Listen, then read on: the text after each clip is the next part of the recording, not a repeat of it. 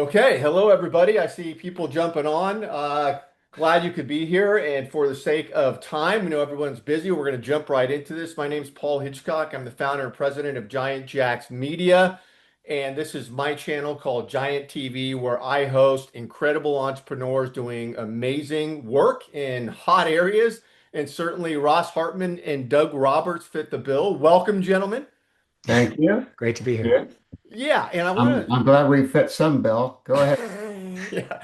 Yes. Well, I've known both of you for a while now. I'm really excited about this topic, AI, and I'm going to make an intro. Doug, I want to start with you first. And so, for those listening, Doug Roberts brings decades of leadership experience to the table as a CEO and president, scaling businesses, has had an incredible career.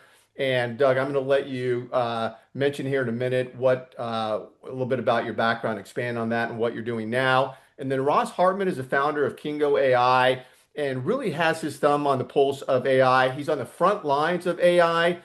Ross, you and I have known each other for a while. You're meeting with businesses across the country, implementing AI, consulting. Everyone's trying to figure this out. So this is a hot topic here. Let's get going here. Doug, I'll start with you. Just a few Yeah, words of intro. yeah, fantastic. And by the way, I think someone mentioned in chat that there might be an echo. It might be coming from that person. I don't know. Or do you probably Yeah, not? I don't hear anything. I don't Okay. hear an All echo. right. Do you Okay, guys good. hear an echo? No. Sometimes it's coming from the person and they don't realize it. Okay. Okay. Great. Thank you, Paul, for the intro. Yes, I'm a three-time tech CEO. I have led publicly traded, VC-backed, and private equity-owned companies. And since I left my last operating role, I formed a CEO consultancy and a Vistage peer advisory group. I had been a member of Vistage for 8 years when I was a CEO, and I saw its power. And I wanted to reach out to CEOs who were serious about growing their businesses, starting with themselves. Since making that transition, I have coached over 80 CEOs from entrepreneurs all the way to heads of large SMB companies. It's really an honor to do that. They're amazing people. So I'm in the right line of work now. Love it. Love it. Ross, you want to jump in? We are going to talk about AI that actually works for your business. Yes, it is obviously a big conversation. But yeah, I'm excited about this. I'm CEO of Kingo. We are an implementation company for AI. So we train companies, train individuals, train leadership teams, and then we also help develop AI agents. So that is kind of the big conversation, Paul, is like, how do you move from ChatGPT that just answers questions to Yeah, an agent that actually does real world work? Like that's the big leap. for sure. Sure, Uh, and you do yeah. a great job of it too, I have to say. You, I've gone to many of your sessions and I've referred a client to you that you're doing really good work on. Thank you. No, appreciate it. That means a lot. Yeah. Yeah, Ross, let's jump in. I'd love for you just to get into the trenches with us. Yeah, let's go. Okay. So the big thing that has shifted, if we do a little bit of kind of look back at the last year, is around November of 2025, so not that long ago, but in forever in AI years, uh, there was a new round of models, Gemini 3, Opus 4.5, and then Codex 5.3 and 5.2. Anyway, they've got great names, right? But the point is that they were all very agentic tools. And what does that mean to be agentic? It means that you have high agency, which basically means that you can solve problems um, without giving up. So if you run into a blocker, you will basically try to figure out some other path. You won't just throw up your hand and say, well, sorry, I can't help you with that. That's one element of it. The second element of it is that the infrastructure of agents has really started being developed recently. So I don't know if y'all are using Claude. I know Anthropic is definitely having a moment with their Claude model. But one thing they've created is what's called Claude Cowork, and it allows you to very easily connect into the software that you're using. So your HubSpot, your Salesforce, your email, your calendar, your QuickBooks, whatever it is. And of course, then it can start retrieving information. But it can also, if you're willing to go to that level, and we can talk about data privacy and security, it can also update information on those platforms. So, Hmm. as a brief example here, every morning I get a morning brief. The AI will go into my Outlook calendar. We'll look at all the meetings that I have for the day. We'll research all the participants on that call and tell me where I've spoken with them in the past, look up any conversations, transcripts we've had, tell me what I need to do to prepare to speak to them today. And then other things is we put together kind of a company command center where it shows us all of our metrics. So cash flow, does projections, shows us deferred revenue versus unencumbered cash, shows us our sales pipeline, and it's pulling all this information from our real world software. And it's allowing us to make strategic decisions easily. And I don't have to just copy and paste or download spreadsheets or anything. I just ask. And that is essentially a part of the agentic revolution. Obviously, the next step we could talk about is how do you get it to do real workflows in Hmm. the background, which is kind of the next step. Well, there's no question that AI is now a CEO agenda item. It's Mm. not an AI project. It's not an IT project anymore. It's moving so fast. It's CEOs just can't figure it out alone, and that's where my Vistage group comes in, so that we can compare with each other what is actually working, real world examples, real companies.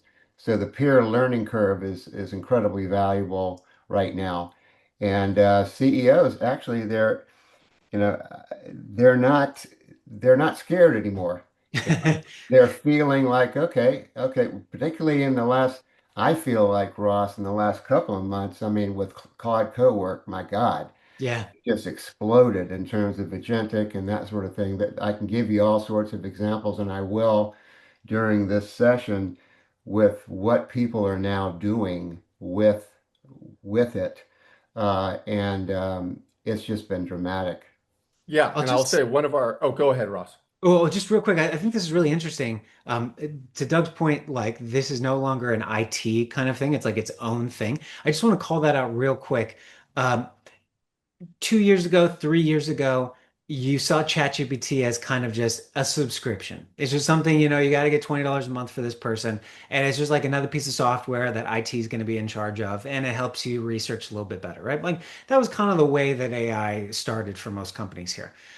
But it really is turning into its own thing. And if I think about it in the context of other technological revolutions, obviously the most recent being computers, right? What did computers do? They made information cheap.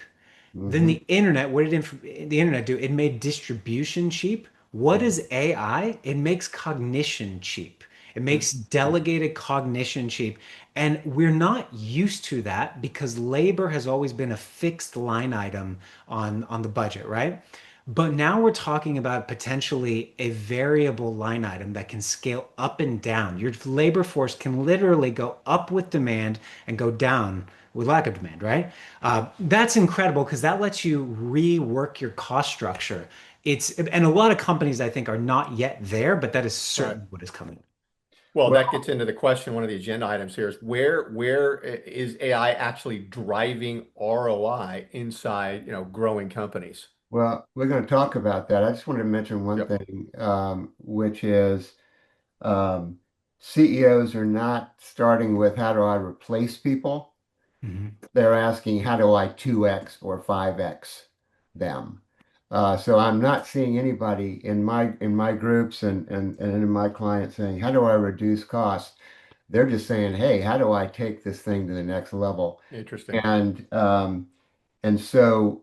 for example, I'll give you an example of an ROI.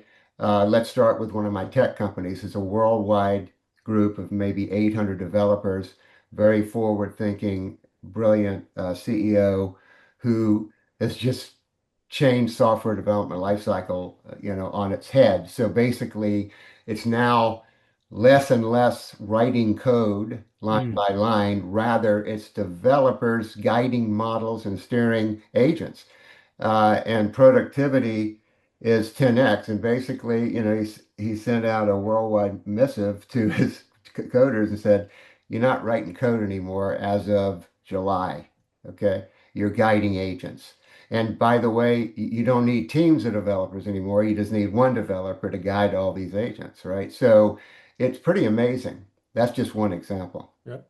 Uh, yeah, I know, Paul. We should get to your questions. I'll No, I'll yeah. just say, as a recovering software developer, I have a lot of thoughts on that, Yeah. and I just echo what Doug said. I think that's exactly right. Software development is starting to be automated. So the skill sets are changing. I mean, it's like now it's not, you know, they're not looking for pure coders. Yep. They're looking for people who can define problems and Yes, have domain understanding. yes, So, what was your question again, Paul? Yeah, the ROI, right? Yeah, you're right. You gave a great Yeah. example, Doug, a Okay. real life example. Ross, your comment on where is ROI inside companies? Where's it happening with AI?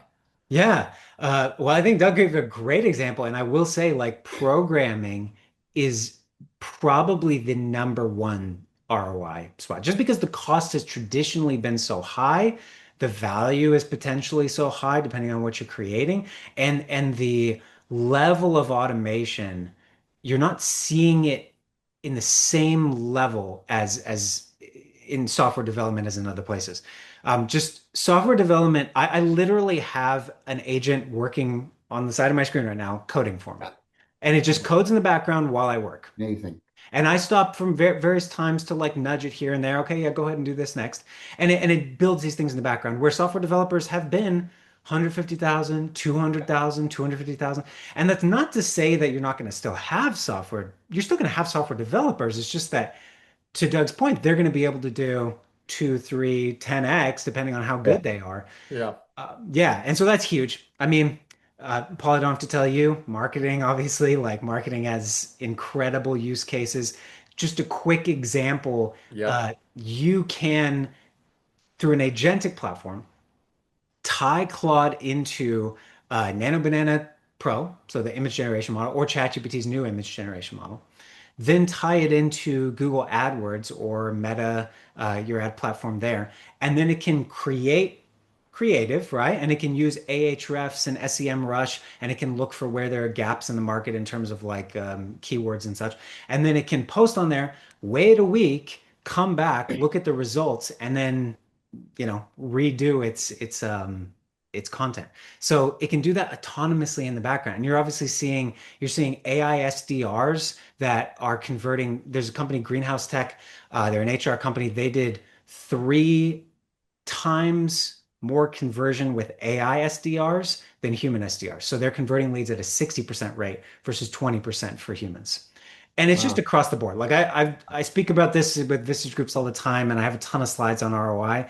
It's everything. It's customer Yeah. support, it's IT, it's everything. What are they doing, Ross? That HR company? You said they've, multiple X. Like, in what way for lead Yeah, I gen? mean, if you don't mind, I can share some. I don't know if we want to go down that hole, but I can I'd share like to some see it. slides. I'd like to see it. Yeah. Yeah, yeah, yeah.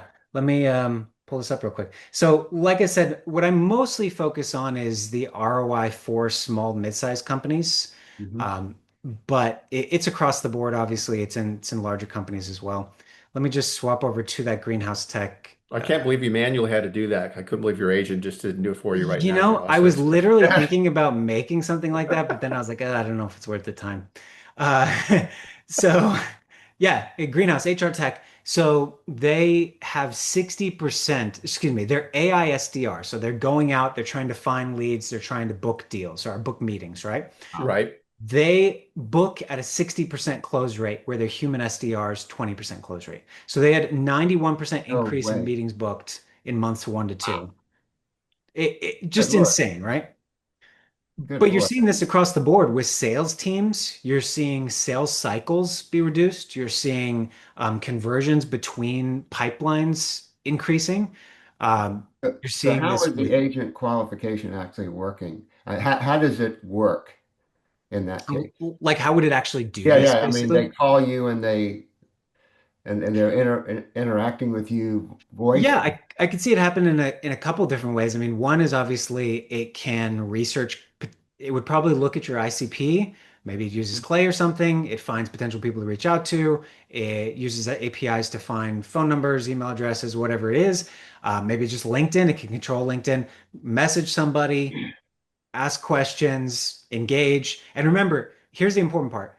It's researched this individual more than your human ever would, right? It's just not Right. possible for a human realistically to scour Yeah. the web for this one person. It would Yeah. take them hours. Where the AI is going to do that for everybody, know exactly which kind of buttons to touch on and just like Exactly.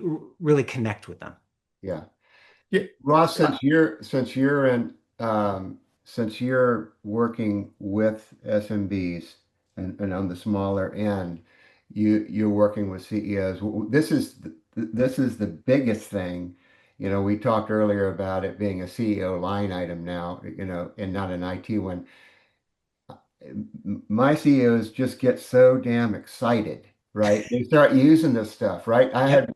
I had one that wrote an entire dashboard for his company that became agentic from the various SharePoint and Let's go. financial systems and using Claude code work. I mean, it was ridiculous.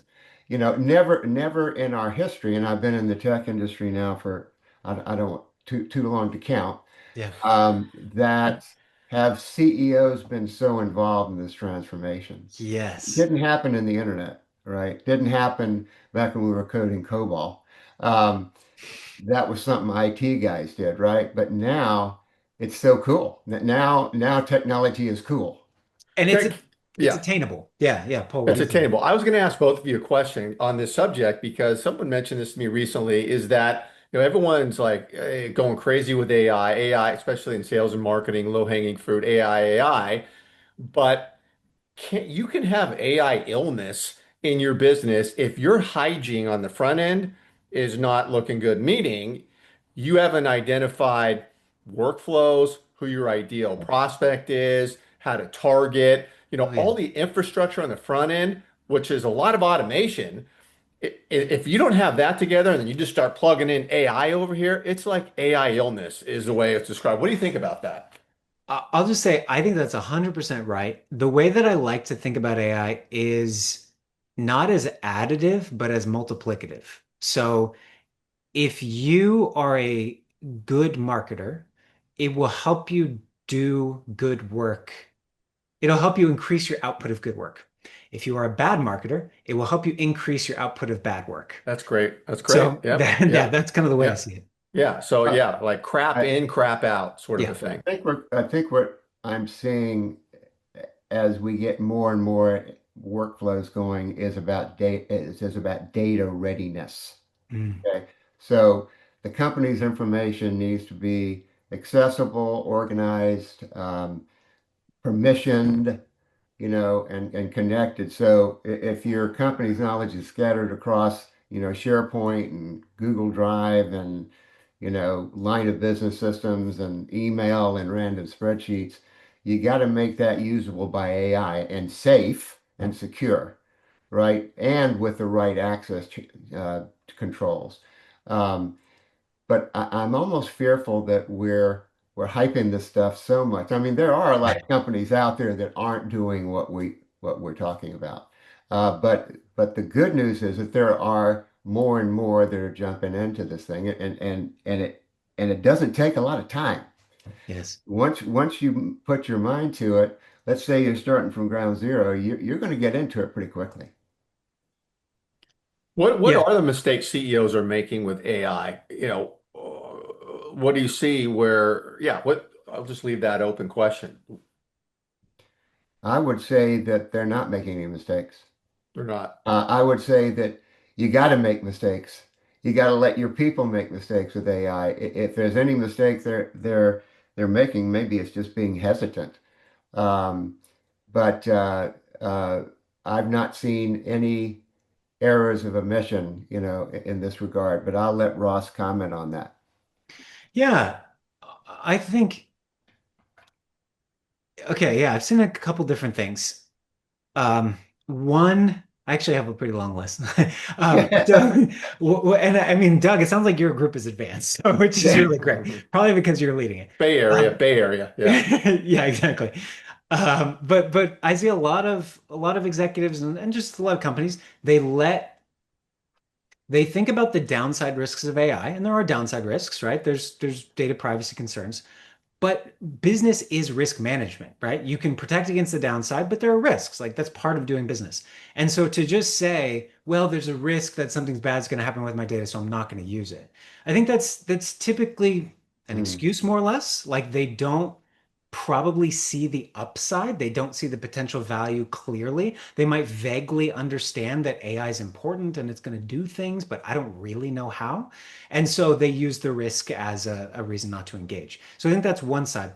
The other side is just going too slowly. And it's kind of in part of the same conversation is I will roll out a pilot for this new AI note taker, and it'll take me 6 months, and then we'll yeah. come back to our AI committee and we'll talk about how it went. And it's just like this is like, this is how you do things 20 Right. years ago. With the way that how quickly this stuff moves, you have to be on month cycles of experiments essentially. And then last one here, and this is a little bit more conceptual, I guess, is are you thinking about how AI is going to change your operating structure and you're not just bolting it onto your company? So we saw this also with the kind of computer revolution. We saw this with the internet. Um, So everybody does something. Everybody's going to do something about AI. But Borders bookstore, right? What did they decide to do with the internet? They had a website. They outsourced their distribution to Amazon in 2001. They were out of business by 2011. Mm, And the point with this, like you can see this with Kmart and Walmart. Walmart decided to integrate computers into their whole supply network, and basically all suppliers and distributors had access to all the information, where Kmart didn't do that. mhm. They just hired, they probably just bought computers for people in their office. The point is, are you actually rethinking the structure of your company and what cheap cognition means for you, That's a really or are good. you just trying to automate invoices? They're two very different things. Wow. That's a really good point. Yeah, that's going to make me think right there, Ross. Love it. That is a really good point. Hmm. Um, hmm, And then the question is, what does that actually mean? Like, how do you actually yeah, rethink your operating structure? yeah. Because I do a lot of EOS implementations, and I've been thinking about that, about how AI needs to be incorporated within that whole enterprise operating system process. Yeah, Yes. but it does change. It does change the accountability chart, as we call it, which is a supercharged org chart. We run AEOS too, so very Yeah. familiar Okay. and Okay. yeah, I love it. That's great. Um, How do you evaluate AI opportunities? Like, Doug, what do you see? Both of you see. Yeah, go ahead, Doug. Yeah. I just they just pick a work. th- what I encourage people to do is just go pick a workflow, have an AI Uh-huh. champion in every department, and go pick a workflow and start simply. And to Ross's point, don't overthink this because you got to get started and moving. You can start thinking more and more, hire people like Ross's firm, which does an incredible job, and so that's how we think about it. Hmm. Yeah, I think that's exactly right. I think more than anything, like Doug is saying, just do something. Obviously, don't flail, but do something intentional. And usually the place to start is look at your workflows, identify where the highest pain is, and by proxy, the highest ROI, and then The, automate that. the obvious things are like sales follow-up, proposal generation, Yeah. customer support, that kind of onboarding is a big one. Onboarding. You can onboard with avatars, right? And training. And this is particularly true for some of my larger clients, and they're able to onboard just so much faster without having to have trainers take these people through the material. You mean like go a little bit of detail on that, Doug? You mean they'll Well, like have you take an avatar, you have training software, you combine them, You have Paul Hitchcock is now part of Ross Hartmann Enterprises, and he's going to be a customer support rep. And this training avatar will take you through all sorts of training and scenarios for you to understand. It will even critique how you're doing on your support calls and that sort of thing. I love that. I think that's this is something similarly that I do. So, Doug, when we run our L10s, Hmm. I run the transcript of it through a model because we have an AI note taker in all of them, right? And then I critique myself. So, like, as a leader, Wow. as an executive, what am I doing bad, poorly here? Like, how Wow. can I improve the way I work with Wow. the team? And so I get critiqued, every Monday, and it's really helpful. It's very, very Yeah, helpful. But obviously, like you said, you could do that with your sales calls and say, where did I miss an opportunity to exactly. cross sell, Yeah. upsell? Yeah. And that's another important point is AI can help you generate more revenue, not just cut costs. I Yeah. think a lot of people are just focused on reducing expenses, but that's not the only place. Absolutely. Yeah, it's a fascinating discussion. I mean, I know we could all talk for hours here. We're kind of hitting up the wall. This was a quick hit session. Um, any parting comments? Um, Go. Just do it. Sorry. Yeah, jump Sorry. in. Jump Yeah, in. jump Yeah. jump in. Don't overthink. Don't just pick some workflows. But if you are getting serious, think about your data, right, and your data readiness, because you want to make sure that you've got all that wrapped up. Yeah, Love it. I totally agree with that. And I agree, Doug, with your assessment to just do it. That don't have analysis paralysis here. It's not that complicated. I would there's a lot more you can do here, but think generally on where do you want your first dollar and your first hour to go in terms of am I working on human augmentation or human automation? And where your first dollar goes is going to be very different. So if you're focusing on human augmentation, you're going to be focusing more on licenses, training, governance, etc. And it's how do I get my humans to work more effectively with AI? Human automation obviously is going to be identifying workflows, building AI agents. They both have pros and cons. They both have different difficulty levels. Obviously, augmentation and getting your humans to use it is it's a quick win, but it has a lower ceiling Mm. than human automation. But it's exciting stuff. Yeah, for certain, for sure. And I want to tell everybody wherever you're watching this, because we are going to simulcast this as a replay. We will send the replay out to everybody who signed up. So check your email inbox. The next 48 hours, we'll get that out to everybody with all the contact information for Doug and Ross to get connected with them. And really appreciate you being here, both of you. Thank you. Thank you. Thank you so See much. you.